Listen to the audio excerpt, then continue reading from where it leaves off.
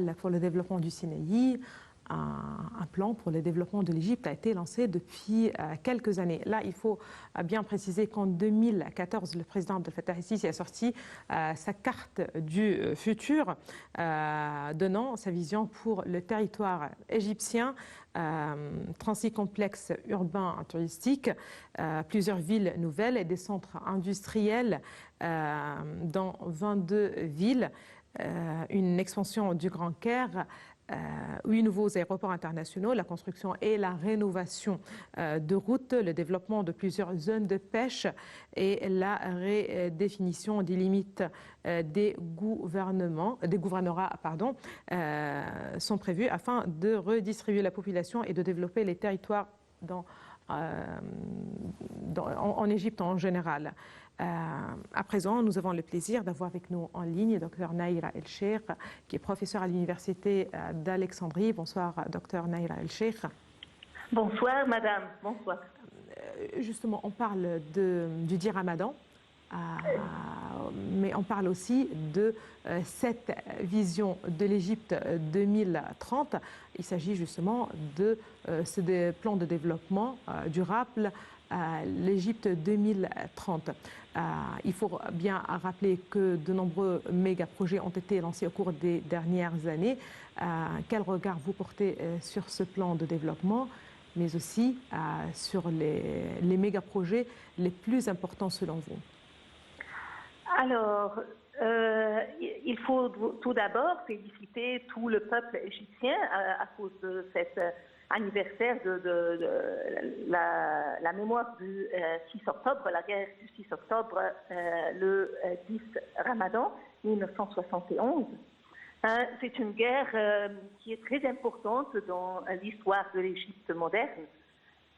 Vous savez que l'Égypte, après la guerre de 1967, avec Israël et l'armée israélienne avait occupé le Sinaï. Et alors tout le pays était en état de guerre. Et avec cet état et toute l'économie égyptienne était dans la direction pour subvenir aux besoins militaires de l'armée. Et alors, avec la guerre de 1973 et la victoire égyptienne, il y a eu l'accord de la paix avec Israël, le Camp David, l'accord de Camp David, et l'Égypte a pu, après cet accord, se lancer dans le domaine du développement du pays. Bien sûr, puisqu'il n'y a pas ce côté du budget qui est dans la direction de l'armée, l'État égyptien a pu canaliser tout le budget vers le développement. Et alors, avec les années, ce budget a eu beaucoup de conséquences, de bonnes conséquences sur le développement du pays. On arrive actuellement avec le président El-Sisi et il y a toujours, n'oubliez pas qu'il y a toujours une part du budget national qui est réservée pour l'armement et tout ça, parce que dans le monde entier, il y a beaucoup de conflits et on doit toujours garder l'armée égyptienne forte et compétente et capable de défendre le pays. Mais il y a aussi une grande part du budget qui est canalisée vers le développement national. Et bien sûr, on voit maintenant beaucoup de projets avec la construction, tout d'abord, après 2016, on s'intéresse beaucoup à la construction des autoroutes, des ponts, à la région du Sinaï. C'est très important. Tout Sinaï occupe une grande part du territoire égyptien.